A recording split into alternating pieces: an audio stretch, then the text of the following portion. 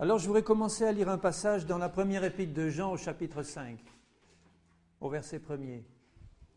1 Jean 5, verset 1er. Quiconque croit que Jésus est le Christ est né de Dieu. C'est ça la chose la plus importante. Dans l'Épître aux Galates, à la fin de l'Épître aux Galates, Paul dit ce qui est important en Christ, ce n'est ni d'être circoncis, ni d'être incirconcis.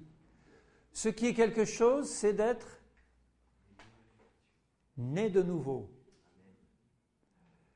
Si nous ne sommes pas nés de nouveau, le Saint-Esprit ne peut pas faire son travail en nous pour nous révéler le plan du Seigneur. Il va nous révéler le Seigneur Jésus comme Sauveur, si nous ne sommes pas nés de nouveau, et il va nous révéler par le Saint-Esprit notre besoin de nous approcher du Seigneur pour le recevoir comme celui qui donne la vie. Quand nous n'avons pas le Seigneur, nous n'avons rien. Nous sommes dans les ténèbres, où nous étions tous, il nous en a sortis par la puissance de l'Esprit pour nous faire rentrer dans sa lumière. Celui qui croit que Jésus est le Christ est né de Dieu, et quiconque aime celui qui l'a engendré, aime aussi celui qui est né de lui. Si nous aimons Dieu, nous aimons aussi tous ceux qui sont nés de lui, puisque nous sommes nés aussi de lui. Nous connaissons que nous aimons les enfants de Dieu lorsque nous aimons Dieu et que nous pratiquons ses commandements. Car l'amour de Dieu consiste à garder ses commandements. Et ces commandements ne sont pas pénibles. Parce que tout ce qui est né de Dieu triomphe du monde. Quand je lisais ça, à une certaine époque de ma vie, je dis, oui, d'accord Seigneur, tes commandements ne sont pas pénibles, c'est vrai, mais alors, qu'est-ce que je rame ?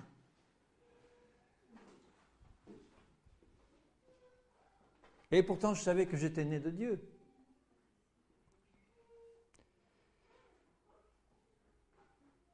Tout ce qui est né de Dieu triomphe du monde.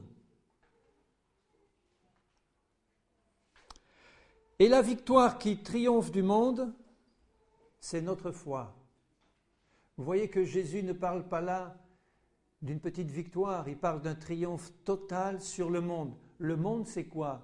C'est la chair, c'est ce monde qui nous entoure, qui est sous la domination de Satan. C'est tout ce qui est mauvais dans ce monde et dans la chair. C'est tout ce qui essaye de nous tirer en dehors du Seigneur Jésus et de nous ramener à ce qu'on a vomi. La victoire qui triomphe du monde, c'est notre foi. Qui est celui qui a triomphé du monde, sinon celui qui croit que Jésus est le Fils de Dieu? Alors le Seigneur Jésus nous parle à chacun d'une manière très pratique. De même que Jean, l'apôtre, qui avait près de 100 ans quand il écrivait ça, il écrivait donc à ses petits-enfants dans le Seigneur, à ses frères et sœurs, il leur dit, qui est celui qui a triomphé du monde? Pas qui est celui qui va un jour triompher du monde? Qui est celui qui a triomphé du monde? Sinon, celui qui croit que Jésus est le Fils de Dieu. Il y a beaucoup de gens dans ce monde qui croient que Jésus est le Fils de Dieu et qui ne vivent pas du tout dans le triomphe du Seigneur. C'est pas vrai? Vous l'avez jamais éprouvé ça?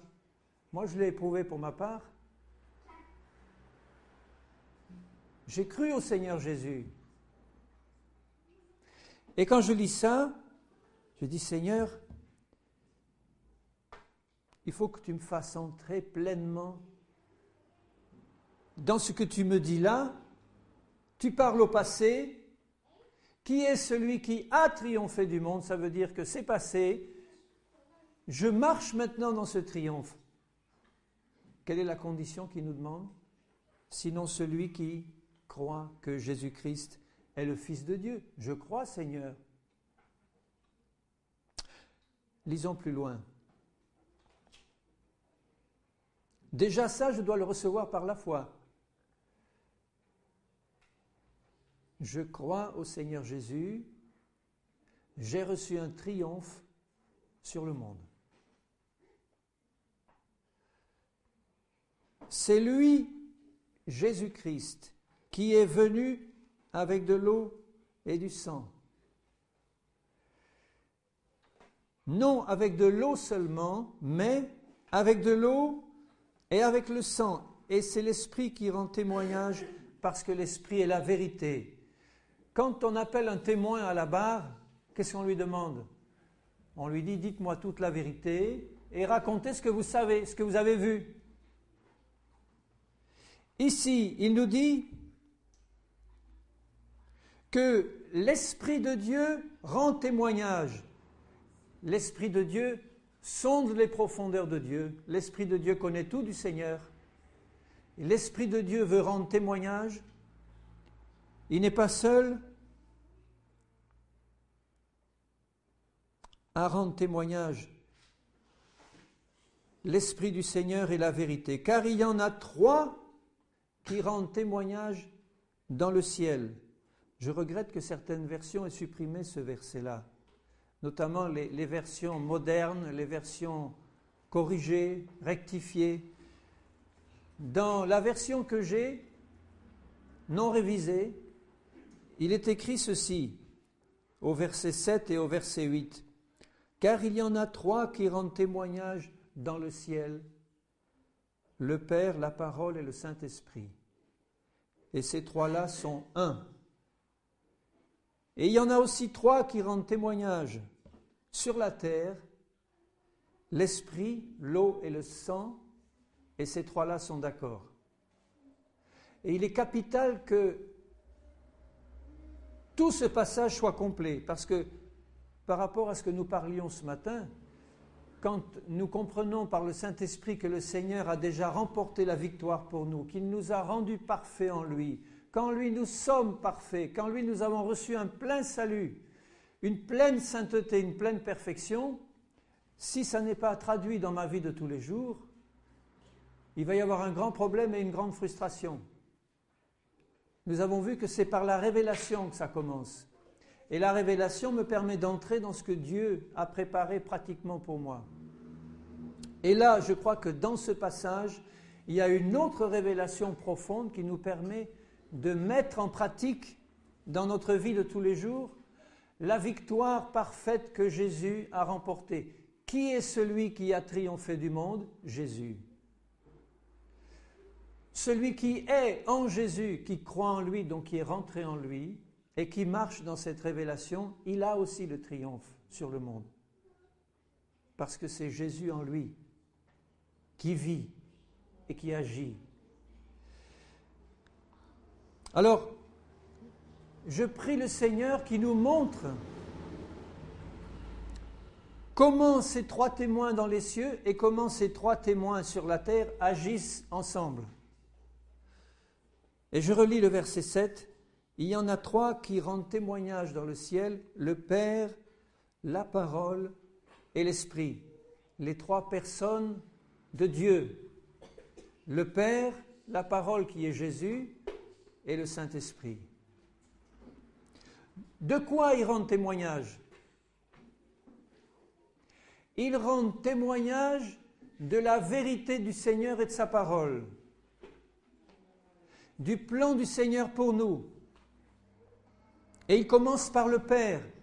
Le Père, le Dieu Tout-Puissant, est celui qui a conçu son merveilleux plan de salut, de sanctification, de perfection en nous, pour nous amener à la ressemblance de son Fils et nous préparer aux noces de l'agneau lorsqu'il va offrir l'Église comme épouse à son Fils bien-aimé.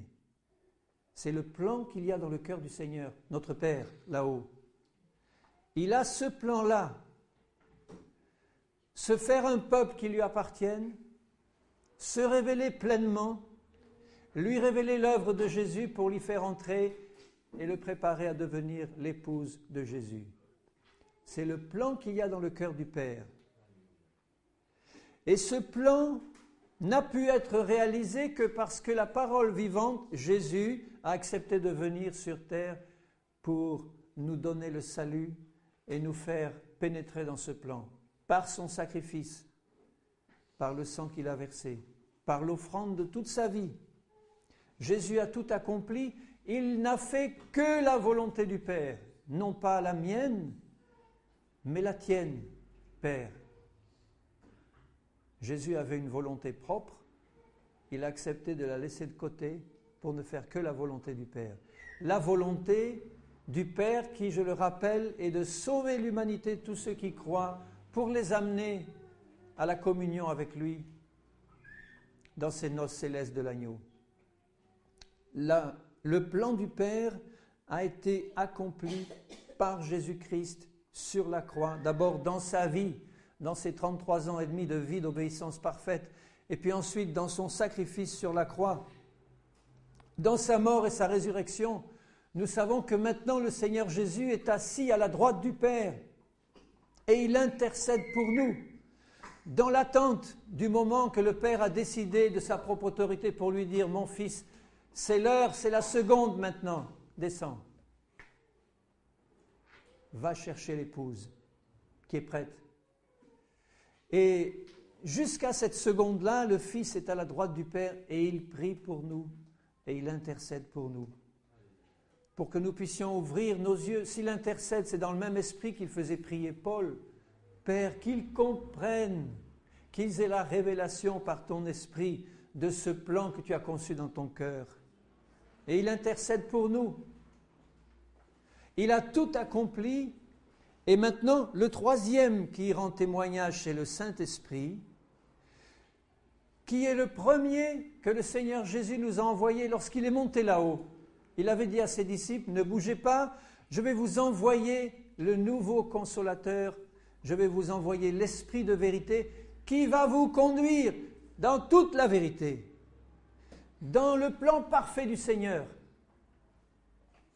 Et maintenant nous sommes au moment où le Saint-Esprit qui a été répandu dans la terre entière rend aussi témoignage dans nos cœurs que nous sommes enfants de Dieu, que nous sommes rentrés dans ce plan du Père par la grâce de Jésus qui a tout accompli pour nous. Et les trois sont un, d'accord. Chacun à leur place, le Père comme initiateur, le Fils comme celui qui a accompli parfaitement dans son sacrifice et par son sang ce plan parfait. Et maintenant le Saint-Esprit qui travaille à nous le faire comprendre, à nous le révéler et à le mettre complètement manifesté dans nos vies. Les trois sont d'accord dans le ciel. En Christ, dans les lieux célestes, le plan est parfaitement accompli. Nous sommes déjà sanctifiés, purifiés, amenés à la perfection en Jésus. Dans les cieux, tout est déjà en place. Et le Seigneur veut nous le montrer, que tout est en place déjà. Et il veut que maintenant que nous qui sommes sur la terre, nous puissions comprendre le rôle de ces trois témoins qui sont sur la terre, c'est-à-dire l'esprit, l'eau et le sang, qui sont d'accord avec les trois qui sont dans le ciel, le Père, la parole et le Saint-Esprit, pour manifester tout le plan du Seigneur dans nos vies maintenant. Vous voyez la différence entre ce qui est dans le ciel est déjà tout accompli et nous attend, c'est en train de se dérouler. Si les conditions sont remplies dans nos vies, c'est-à-dire rester attachés au cep et garder la foi. Et maintenant, sur la terre, dans notre vie pratique, le Seigneur nous donne encore trois témoins pour nous aider à rentrer dans son plan. Et je lis au verset 8, « Il y en a trois qui rendent témoignage sur la terre, l'esprit, l'eau et le sang, et les trois sont d'accord. » L'esprit est cité dans les deux cas. Dans le ciel, Père, Fils, Esprit. Sur la terre, on commence par l'esprit, l'eau et le sang. Le Saint-Esprit est celui qui fait la liaison et le trait d'union entre le ciel et la terre. C'est lui qui maintenant œuvre dans le monde entier pour convaincre de péché, pour nous amener à la vérité, pour nous convaincre de justice, pour nous révéler le plan du Père. C'est le Saint-Esprit qui est répandu dans la terre et dans nos cœurs, nous qui lui appartenons. L'eau est le symbole de la parole du Seigneur. L'eau est aussi le symbole du Saint-Esprit, mais là, ça ne peut pas être le cas puisqu'il parle de l'Esprit, de l'eau et du sang. Donc, dans ce passage-là, l'eau, c'est l'eau de la parole. L'eau de la parole du Seigneur. Et le sang, c'est le sang de Jésus. Et les trois sont d'accord. Et nous avons besoin ici-bas des trois. Du Saint-Esprit, de la parole du Seigneur, de cette parole révélée qui est dans les cieux et qui ne passera jamais, cette parole-là. Quand nous serons là-haut, dans les cieux, nous continuerons à recevoir des révélations sur la Bible. Enfin, c'est ce que je crois personnellement. Parce que cette parole demeure éternellement. Et sur la terre, nous l'avons, mais elle doit être comprise par l'Esprit, sinon c'est une lettre qui tue. Nous avons été délivrés du ministère de la loi qui tue, pour entrer dans le ministère de l'Esprit qui éclaire la parole dans nos cœurs et qui la rend vivante. Donc, sur la terre, là où nous sommes maintenant, là, en train d'écouter cette parole, nous sommes au bénéfice du ministère du Saint-Esprit qui va agir avec la parole du Seigneur pour nous la révéler dans nos cœurs, et tout le plan du Seigneur est dans sa parole, et qui va agir avec le sang de Jésus pour nous purifier constamment de toute souillure sur ce chemin. Et le sang de Jésus, nous l'avons déjà vu ce matin, nous sera toujours indispensable. Rappelez-vous dans Apocalypse 12 ce qui est écrit. Ils l'ont vaincu à cause du sang de Jésus et de la parole de leur témoignage. Il parle de 3 témoins sur terre. La parole de notre témoignage, c'est la parole de Dieu rendue vivante dans nos vies par le Saint-Esprit.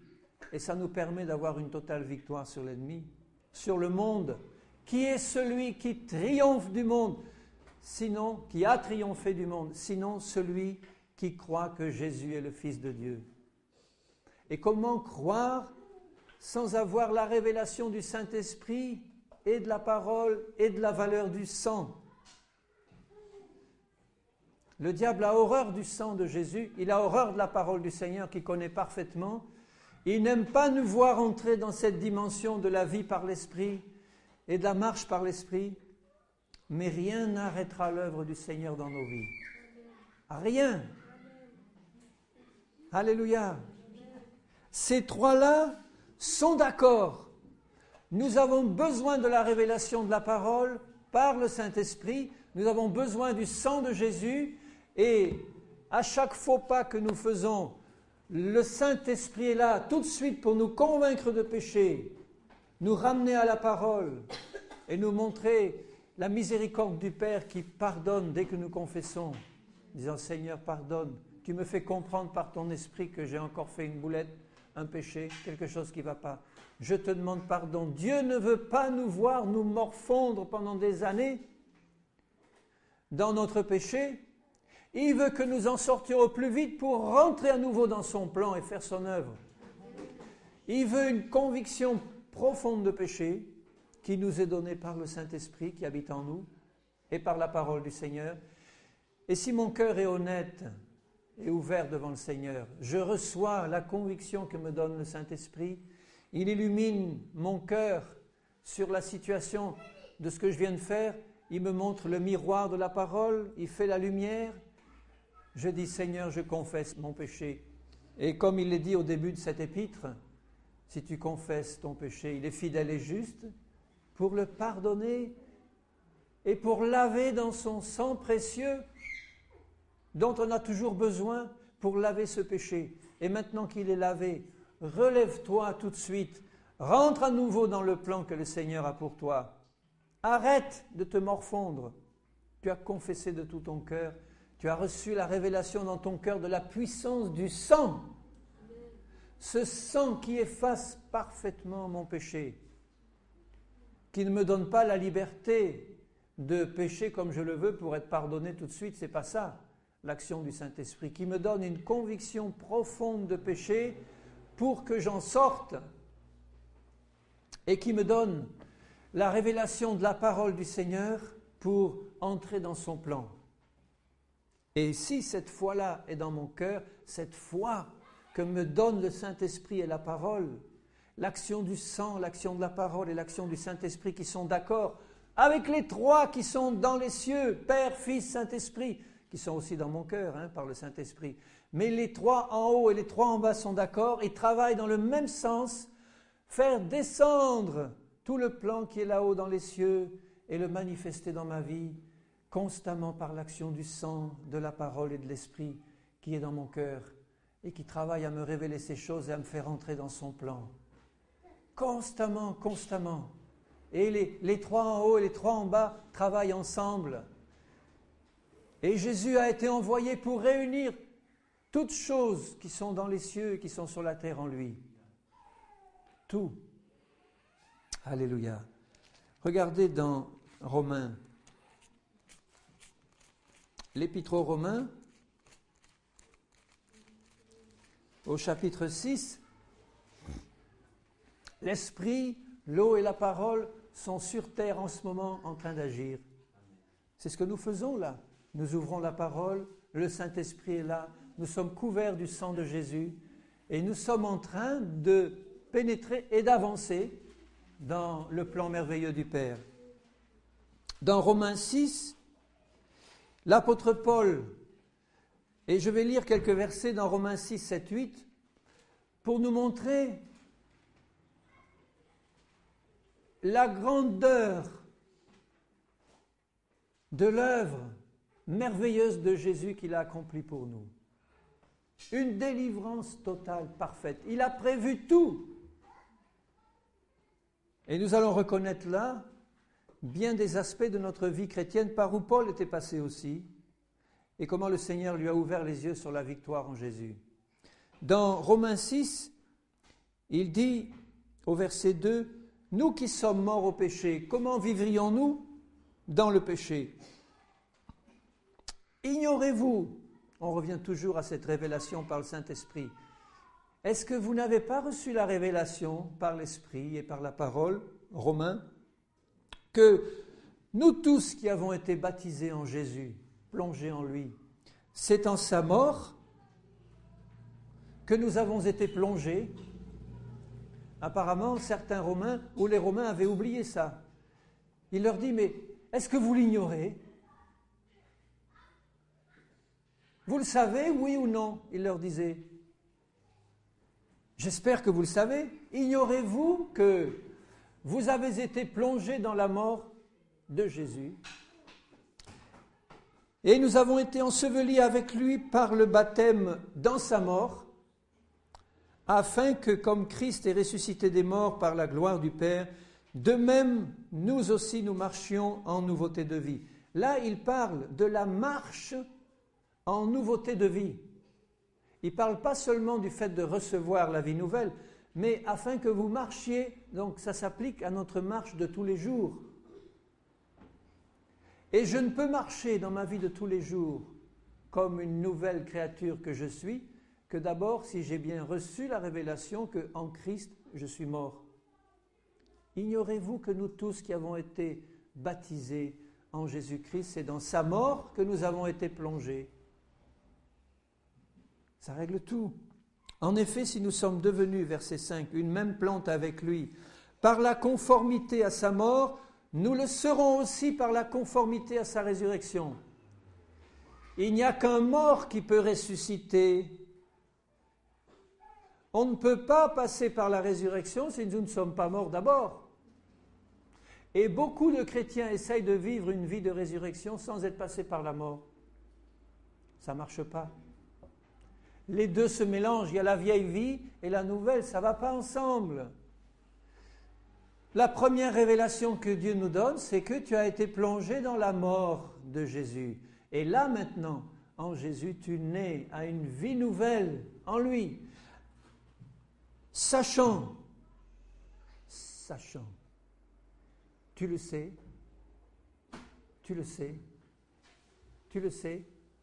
sachant que notre vieil homme avec ses convoitises, ses passions, tout ça, a été crucifié avec lui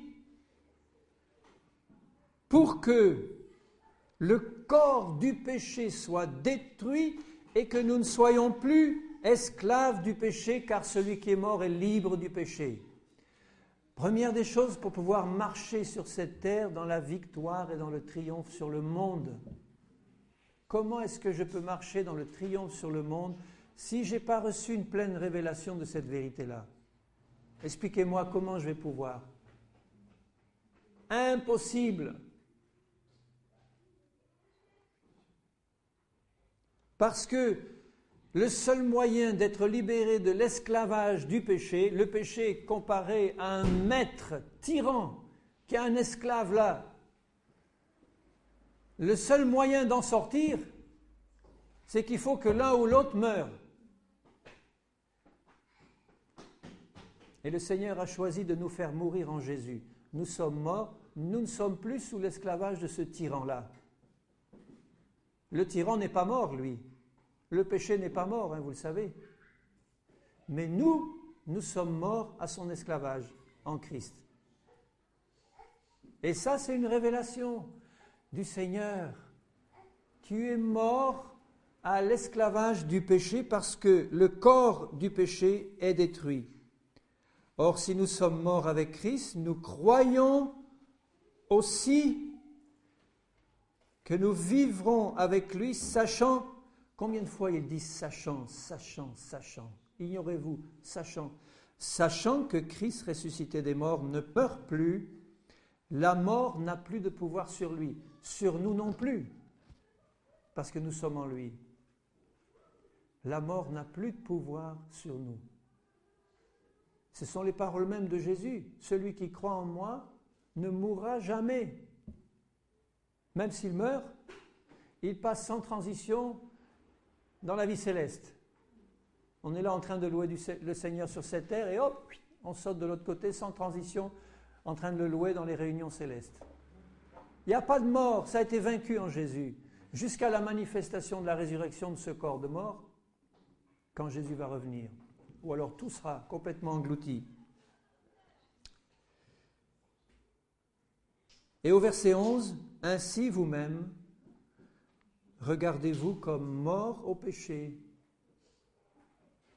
et comme vivants pour Dieu en Jésus-Christ. » Alors tu comprends, mon frère, ma sœur, qu'il ne s'agit pas de te considérer comme mort si tu ne le sais pas d'abord par une révélation du Saint-Esprit. Sinon, c'est la méthode Coué. Oui, je me considère comme mort, je me considère pas comme mort. Mais dans le fond du cœur, tu n'en crois pas. Tu n'en crois pas du tout.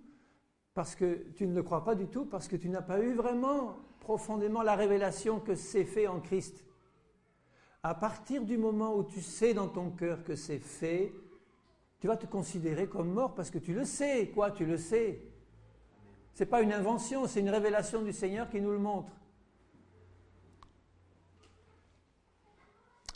Alors, Paul avait reçu dans ce chapitre 6, là, il nous montre cette étape-là. J'ai reçu la révélation que je suis mort en Christ. Alléluia, quelle libération! Alléluia! Et puis il continue. Je lis au verset 22. Maintenant, étant affranchi du péché et devenu esclave, non plus du péché, mais de Dieu, vous avez pour fruit la sainteté, pour fin la vie éternelle. Le salaire du péché, c'est la mort, mais le don gratuit de Dieu, c'est la vie éternelle en Jésus-Christ, notre Seigneur. Alors, il commence par recevoir cette révélation de la libération de l'esclavage du péché. Mais ce n'est pas tout, parce que le chapitre 7 représente pour nous chrétiens une expérience que nous allons vivre après cette première révélation. La révélation de notre mort en Jésus et de la mort à l'esclavage du péché. Et il commence par dire au chapitre 7, « Ignorez-vous, frères ?» Combien de fois il revient là-dessus? Vous voyez l'importance de la révélation des choses d'en haut. Constamment, il leur dit, mais est-ce que vous l'ignorez ou est-ce que vous le savez dans votre cœur, par l'Esprit, par l'un de ces trois qui agit en vous? Ignorez-vous, frères, je parle à des gens qui connaissent la loi, que la loi exerce son pouvoir sur l'homme aussi longtemps qu'il vit. Ainsi, une femme mariée est liée par la loi à son mari tant qu'il est vivant. Ça, c'est un autre sujet, mais c'est aussi une vérité du Seigneur. Mais si le mari meurt, elle est dégagée de la loi qui l'a liée à son mari. Si donc, du vivant de son mari, elle devient la femme d'un autre homme, elle sera appelée adultère. Mais si le mari meurt, elle est affranchie de la loi, de sorte qu'elle n'est pas adultère en devenant la femme d'un autre. Et il ajoute aussitôt, de même, mes frères, alors écoutez bien, vous avez, vous aussi, été par le corps de Christ mis à mort en ce qui concerne la loi pour appartenir à un autre. Il ne parle plus du péché, il parle de la loi. Et là, il y a une nouvelle révélation à recevoir, parce que sinon, nous allons mener une vie chrétienne qui risque d'être à nouveau misérable, parce que nous allons voir les échecs constants de notre marche de tous les jours, bien qu'ayant apparemment reçu cette révélation de notre mort en Christ. Et on va s'arrêter là et ne pas comprendre que le Seigneur veut nous donner encore une révélation supplémentaire.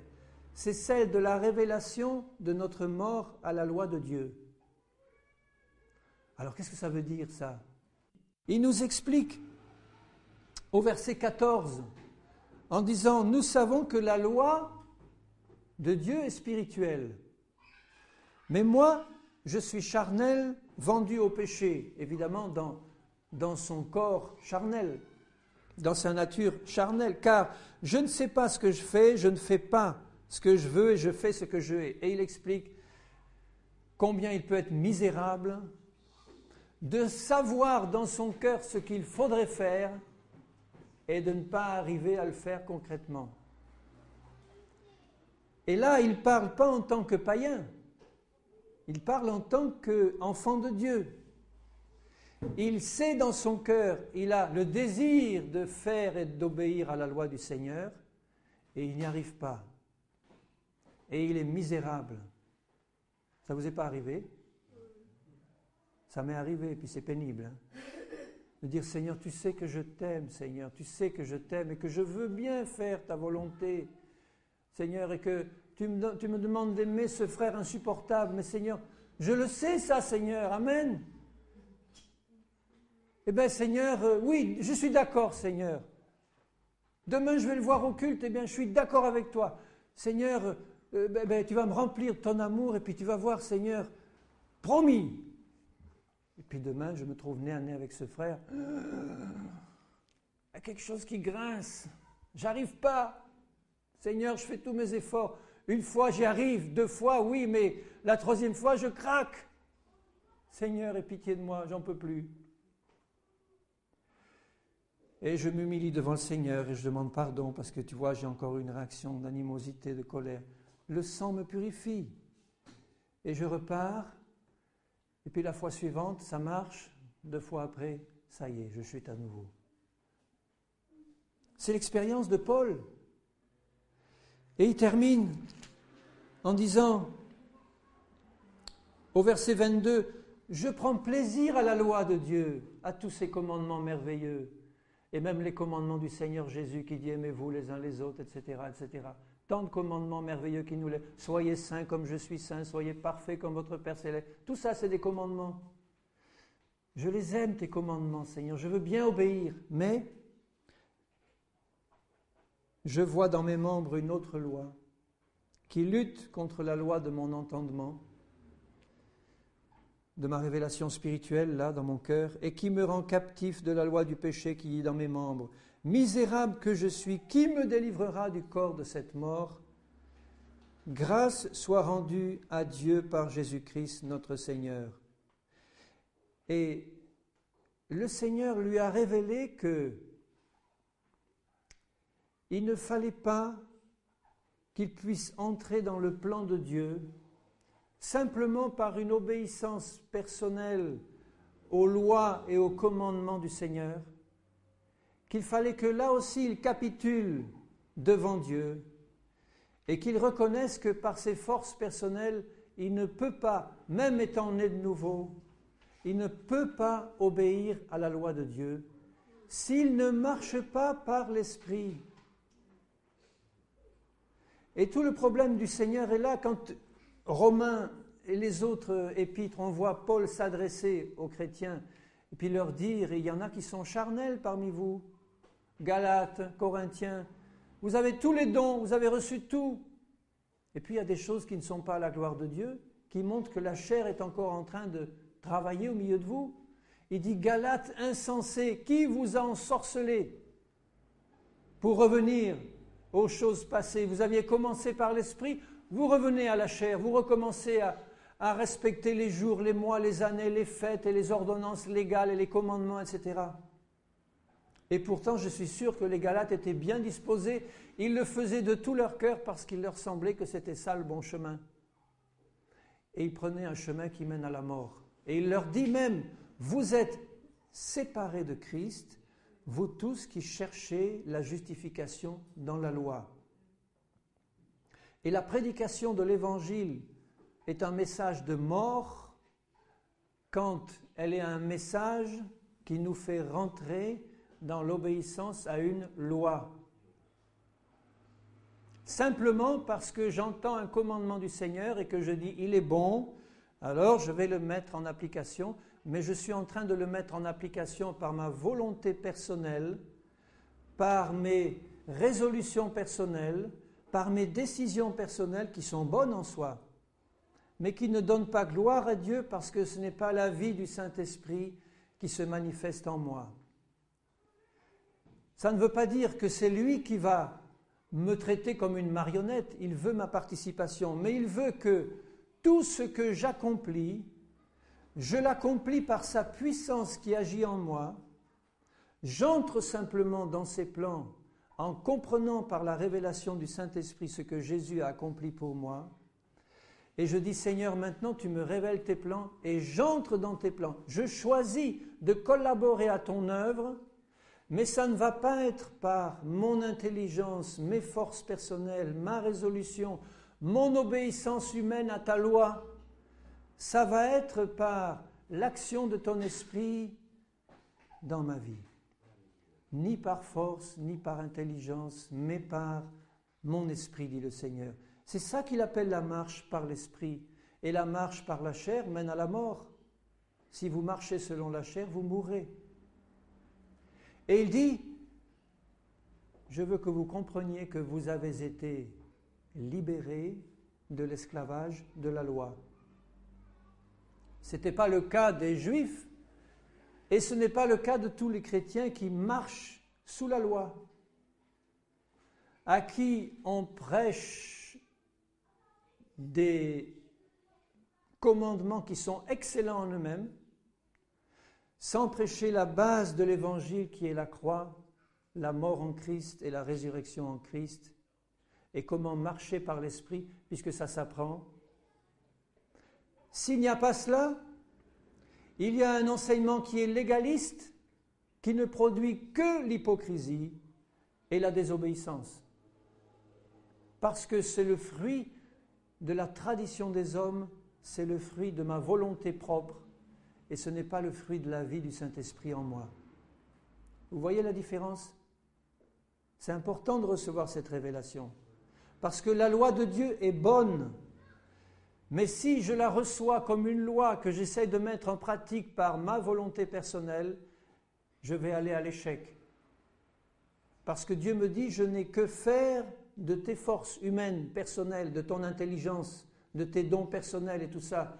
Ce que je veux, c'est être tout en toi et manifester ma vie en toi et me servir de toi comme d'un instrument intelligent, mais de l'intelligence du Seigneur, comme Paul l'a été, comme les apôtres l'ont été, comme les disciples l'ont été, qui étaient des instruments entre les mains du Seigneur, remplis de sa vie et qui étaient dirigés et conduits constamment par le Saint-Esprit, où il n'y avait absolument dans leur vie aucune trace d'organisation humaine, de planification humaine, de comité humain, de groupes d'hommes qui organisaient l'Église à leur façon, en dénomination, en groupe, et qui envoyaient leur mission à gauche, à droite pour faire la volonté du Seigneur. On ne voit pas ça dans la parole. On voit des serviteurs de Dieu qui jeûnent et qui prient. Le Saint-Esprit se manifeste. Mettez-moi à part Paul et Barnabas pour l'œuvre à laquelle j'étais. Et à l'instant où Paul voulait rentrer en Bithynie, eh bien bon, le Saint-Esprit les a arrêtés. Il leur a montré, c'est pas ma volonté, allez, il reçoit une vision, le Macédonien, il rentre. Ils rentraient dans les plans du Seigneur. Ils étaient dirigés par le Saint-Esprit. C'était pas la volonté propre de Paul. C'était l'œuvre du Saint-Esprit qui les conduisait jour après jour. Ils marchaient par l'Esprit. Et c'était naturel dans leur vie. Et à l'instant où Paul, de tout son cœur, voulait rentrer en Bithynie, il le faisait parce que pour lui, ça lui semblait bon. Il y avait des tas d'âmes à sauver là-dedans. Mais parce qu'il était conduit par l'Esprit, qu'il était sensible à la direction de l'Esprit, qu'il avait compris qu'il était mort au péché et à la loi, reçue comme une lettre qui tue, mais qu'il était en train d'être conduit par l'Esprit et ouvert à l'action du Saint-Esprit, il a dit ça, d'accord Seigneur, il y a plein d'âmes à sauver en Bithynie, mais ton Esprit m'arrête, je vais aller où me conduit ton Esprit. Il est allé en Europe, en Macédoine, et ça a été l'ouverture de l'Europe à l'évangélisation du Seigneur. Si je fais une campagne d'évangélisation dans ma ville qui est conduite simplement par mon désir humain sanctifié de gagner des âmes pour le Seigneur et de répandre sa parole, alors que le Seigneur me demandait de faire autre chose à ce moment-là, ça ne va pas porter le fruit que le Seigneur voulait. Parce que ce n'est pas ça que le Seigneur voulait pour moi en ce moment précis, bien qu'il ait dit « Allez dans la terre entière, annoncer ma parole ». Mais il leur dit aussi immédiatement après « Restez là, attendez que vienne sur vous et en vous le Saint-Esprit pour que vous soyez mes témoins, pour que vous puissiez marcher par l'Esprit. » L'Esprit, l'eau et le sang en moi, l'Esprit qui habite en moi, qui veut me révéler la parole, qui est à la fois la Bible et qui est la volonté de Dieu pour moi, dans le plan qu'il a lui, dans son cœur, le Seigneur. Moi, je suis loin d'avoir le milliardième du plan du Seigneur dans mon cœur. Lui a tout. Mais si chacun de nous, nous marchons par l'Esprit, le plan du Seigneur va se réaliser comme il le veut lui.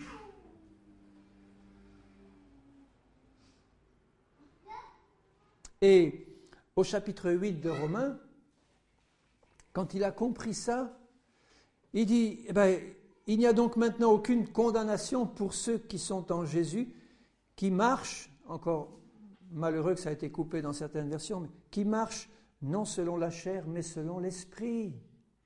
Si tu marches selon la chair, tu vas être sous la condamnation. Parce qu'en marchant selon la chair, tu ne vas pas marcher selon l'Esprit, donc tu vas marcher en dehors de la volonté du Seigneur, et le diable va évidemment s'en servir pour te mettre sous la condamnation. Et il aura des raisons de le faire parce que tu n'es pas dans l'Esprit, tu es dans la chair. Mais à moi de ne pas me laisser mettre sous cette loi de condamnation, en revenant au Seigneur et à sa parole et en voyant au verset 2, en effet, la loi de l'Esprit de vie en Jésus-Christ m'a affranchi de la loi du péché et de la mort.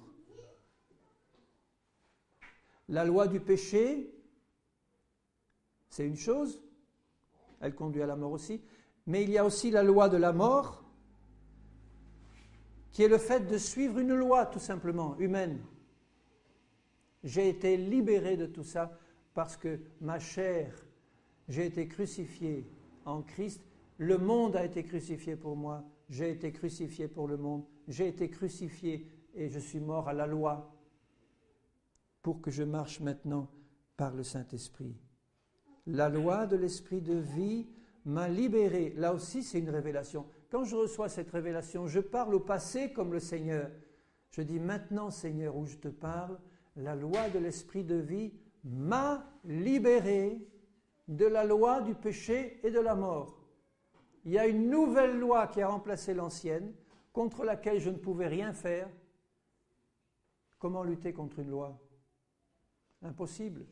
Il faut qu'elle soit annulée par une loi supérieure. La loi de l'Esprit de vie en Jésus.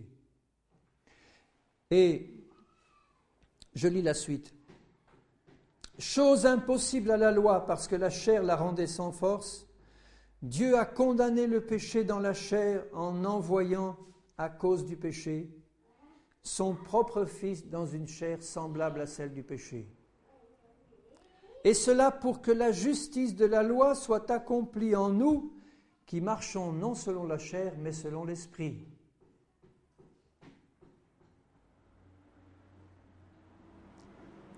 Ceux qui en effet vivent selon la chair s'intéressent aux choses de la chair, s'affectionnent aux choses de la chair.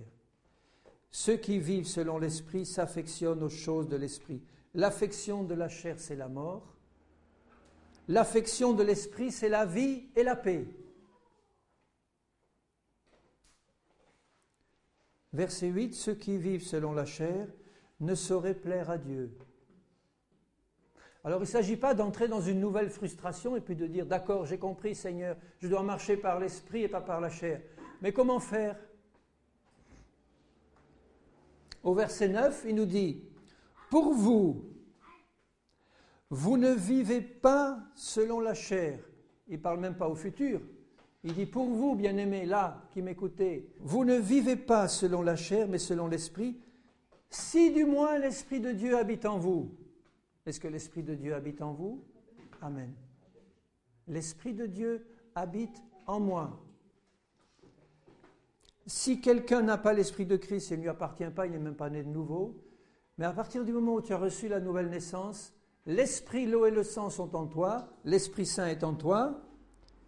Et si Christ est en vous, le corps, il est vrai, est mort à cause du péché, mais l'Esprit est vie à cause de la justice. Et si l'Esprit de celui qui a ressuscité Christ d'entre les morts habite en vous, celui qui a ressuscité Christ d'entre les morts rendra aussi la vie à vos corps mortels par son Esprit qui habite en vous. Verset 13. Si par l'Esprit vous faites mourir les actions du corps, vous vivrez. Et le seul moyen de faire mourir les actions du corps par l'Esprit est de comprendre qu'en Christ, elles sont déjà mortes. En Christ, elles sont déjà mortes. Paul dit, ce n'est plus moi qui vis, c'est Christ qui vit en moi. Qu'il grandisse et que je diminue. Mes enfants pour qui je souffre à nouveau les douleurs de l'enfantement, il dit aux Galates, jusqu'à ce que Christ soit formé en vous, parce que vous êtes en train de dérailler et de retourner à la chair et à ses lois.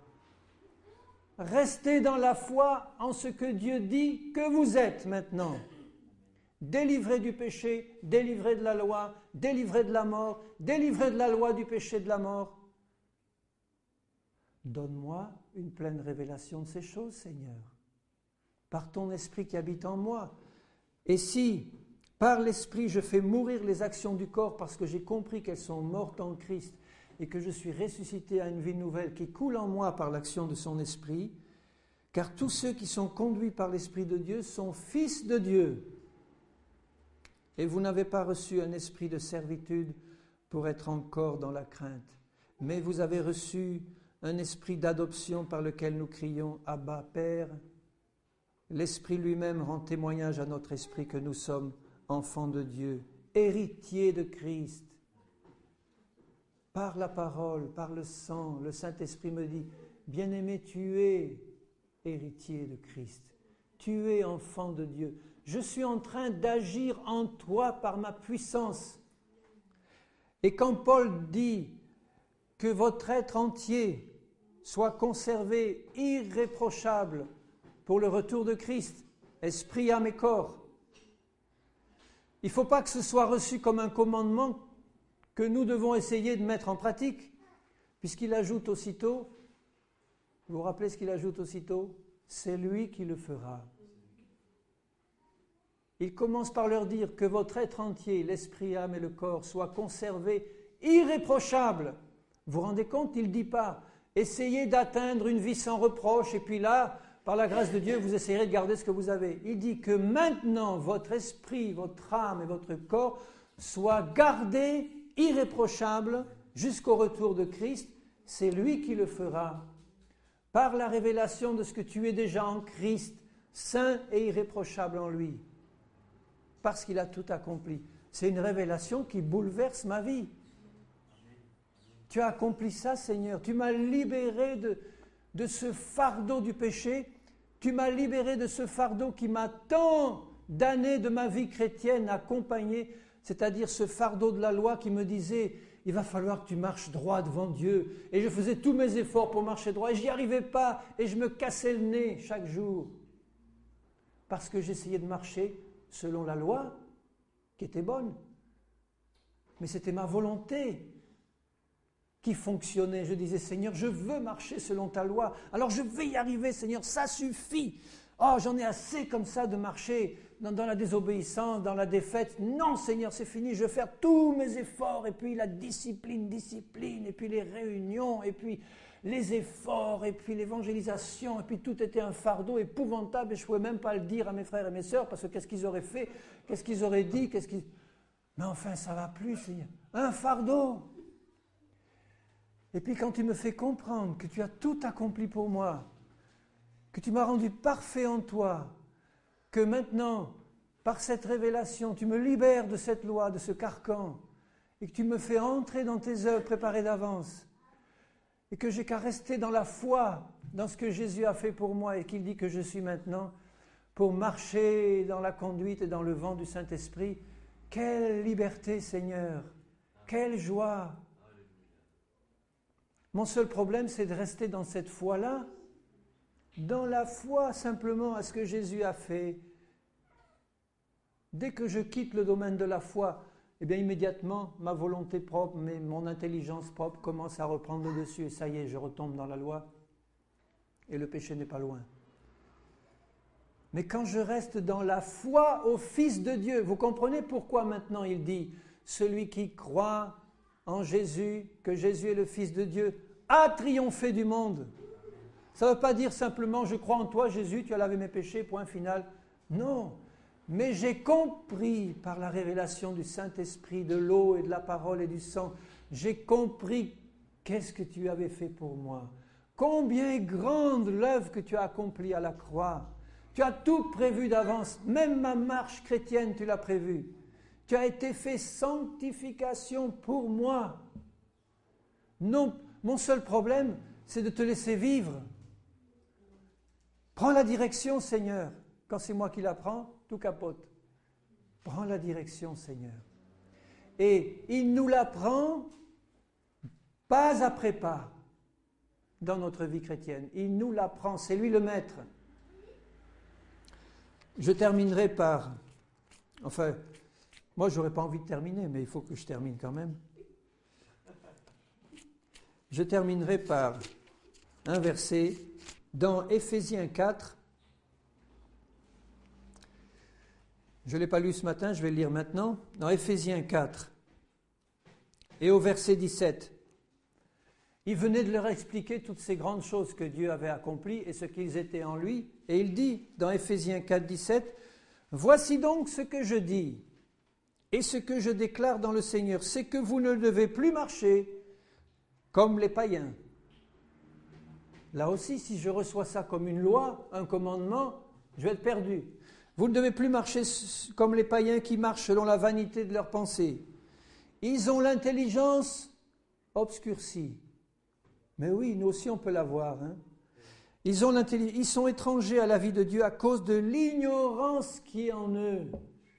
Chaque fois que le Seigneur nous révèle quelque chose dans sa parole, l'ignorance s'en va, le voile se lève et je comprends. À cause de l'endurcissement de leur cœur, ayant perdu tout sentiment, ils se sont livrés, etc. Ça, c'est les païens, c'est plus nous maintenant. Il dit au verset 20, « Mais vous, ce n'est pas ainsi que vous avez appris Christ. » C'est bizarre comme terme, apprendre Christ. Nous l'avons en nous, mais nous avons besoin d'apprendre Christ, donc de le connaître, parce qu'il veut se révéler, et il veut nous révéler ce qu'il a fait pour nous, et ce qu'il a fait de nous en lui. Ce n'est pas ainsi que vous avez appris Christ, si du moins vous l'avez entendu. C'est Christ qui parle, par le Saint-Esprit et par sa parole. Jésus dit dans l'Apocalypse que celui qui a des oreilles pour entendre, entende. Il nous a donné des oreilles pour entendre. Il parle par le Saint-Esprit. Que mon oreille soit ouverte. Si conformément à la vérité qui est en Jésus, c'est en lui que vous avez été instruits à vous dépouiller, eu égard à votre vie passée, du vieil homme qui se corrompt par les convoitises trompeuses. Mon vieil homme est mort en Jésus, mais je dois apprendre dans ma marche de tous les jours à m'en dépouiller. Et c'est Christ qui m'apprend à marcher par l'Esprit pour entrer dans sa victoire et dans sa marche victorieuse. Dans chaque situation que je vis, il va me laisser le choix entre la marche par l'Esprit et la marche par la chair. La marche par la chair, c'est ma volonté propre. L'autre jour, il n'y a pas longtemps, je prenais un exemple trivial. Vous vous trouvez à un feu rouge, le feu passe au vert, vous ne démarrez pas assez vite, et puis derrière, ça commence à couiner, ça commence à s'énerver. Bon, quand je marchais selon la chair, je répondais de la même manière, ou je sortais de ma voiture pour commencer à crier contre celui qui... Mais nous maintenant qui marchons selon l'Esprit, au moment où ça se passe, au moment où cette expérience, je suis en train de la vivre, si mon cœur reste attaché à ce que mon Seigneur m'a révélé, que je n'oublie pas que je suis une nouvelle création en lui, que je n'oublie pas que j'ai été délivré de la loi du péché et de la mort, je dis à ce moment-là, Seigneur, non pas moi, mais toi, tu prends la direction des opérations, Seigneur. Je te laisse. Et pourquoi il dit, Paul, offrez vos corps comme un sacrifice vivant. Il parle de mon corps. Offrez vos corps. Seigneur, je t'offre mon corps comme un sacrifice vivant. Ça ne veut pas dire simplement pour te louer, t'adorer, mais pour marcher d'une manière digne de toi dans la vie de tous les jours. Et je dois garder cette conscience du Seigneur Jésus, mes yeux sur le Seigneur, sur son œuvre et sur ce qu'il a fait. Il m'a libéré de la loi du péché, il m'a libéré de l'esclavage de la chair, il vit en moi. Seigneur, dans chaque circonstance de la vie, eh bien, je veux prendre un moment pour décider de te laisser conduire pour que ce soit toi qui vive en moi et qui se manifeste en moi. Et là, je marche par l'Esprit. Si vous avez été instruits à vous dépouiller du vieil homme qui se corrompt, à être renouvelé dans l'esprit de votre intelligence, renouvelé par quoi? Par l'eau de la parole, par le Saint-Esprit. Je me nourris de la parole, mais alors, quand je la lis, je l'absorbe et je dis, Seigneur, par ton esprit, tu vas faire entrer cette révélation en moi, pas la lettre qui tue que j'apprends par cœur et que je ressors par cœur, mais la révélation profonde qui est derrière, qui est dedans. Seigneur, je veux la recevoir dans mon cœur, dans mon esprit, pour que mes yeux s'ouvrent à une nouvelle révélation de toi et que je puisse apprendre un peu plus à marcher par l'esprit, comme toi tu veux que je marche, à être renouvelé dans l'esprit de notre intelligence et à revêtir l'homme nouveau, créé selon Dieu dans une justice et une sainteté que produit la vérité. Le Seigneur est appelé le Maître. Nous sommes ses disciples, il vit en nous par son esprit et il nous apprend à marcher par l'esprit. Ça ne s'apprend pas d'un coup, mais ce que nous pouvons recevoir d'un coup, c'est la révélation du Saint-Esprit, de ce que Jésus a fait pour nous et de ce qu'il a fait de nous en lui. Alléluia. Devenons donc les imitateurs du Seigneur par la révélation de sa parole, de son esprit en nous. Si nous n'avons pas reçu cette révélation, prions le Seigneur de nous la révéler et avant tout de se révéler lui-même à nous. Rappelez-vous que la vie de Paul a été complètement bouleversée à l'instant même où il a eu cette révélation de Jésus. Lui qui était un meurtrier, un homme violent, emporté, un persécuteur de l'Église, il a été touché par la révélation du Seigneur et instantanément sa vie a été complètement bouleversée. Il n'a pas mis 20 ans à se sanctifier, ça a été fait d'un coup. Il a eu la révélation du Seigneur. Qui es-tu Seigneur, je suis Jésus que tu persécutes. Il a eu même la révélation du corps de Christ là. Il était en train de persécuter l'Église et c'est Jésus qu'il était en train de persécuter. 3 jours de jeûne, de prière, il reçoit le baptême du Saint-Esprit, il va en Arabie, il reçoit des révélations merveilleuses du Seigneur qui lui apprend son évangile et toute une vie au service du Seigneur. Est-ce qu'il a mis du temps à se libérer de son passé?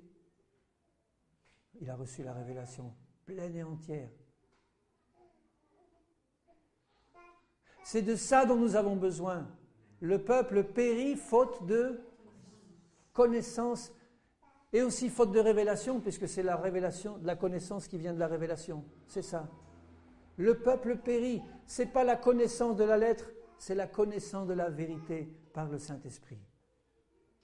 Et il veut nous la donner, bien-aimés. Ayons cette foi en lui, qu'il veut nous la donner parce qu'il y va de sa gloire, il y va de la gloire de Jésus, il y va de la gloire de l'œuvre de Jésus, et il veut que nous marchions dans cette liberté glorieuse des enfants de Dieu, où rien ne nous sépare de son amour et de tout ce qu'il a accompli pour nous, et où tout ce qu'il a accompli pour nous se manifeste pleinement dans nos vies. Alléluia! C'est merveilleux! Oh, que c'est merveilleux l'évangile de Jésus et la vie en Jésus. Alléluia! Seigneur, nous n'avons que des louanges et de l'adoration, Seigneur, pour une œuvre parfaite. Tu as tout prévu d'avance et tu as tout accompli en Jésus. Oh, béni sois-tu, Seigneur. Fais-nous constamment rentrer toujours plus loin en toi, Seigneur, et dans la révélation de ta nature et de ton œuvre. Seigneur, nous avons tellement besoin de cette révélation vivante par le Saint-Esprit. Et je te bénis de l'action de ton Esprit, de l'eau de ta parole et du sang précieux de l'agneau, pour nous faire comprendre ton œuvre, Seigneur, et nous faire contempler ce que tu es, un Dieu merveilleux, un Dieu glorieux qui veut recevoir toute la gloire pour une œuvre parfaitement accomplie en Jésus. Seigneur, c'est de ça dont nous avons besoin. Fais-le dans chacune de nos vies, Seigneur, que nous puissions être conduits par ton Esprit. Apprends-nous, Seigneur. Et je t'en remercie, mon Père, dans le nom de Jésus. Ah, béni sois-tu, Seigneur. Sois loué, mon Père. Merci, mon Seigneur.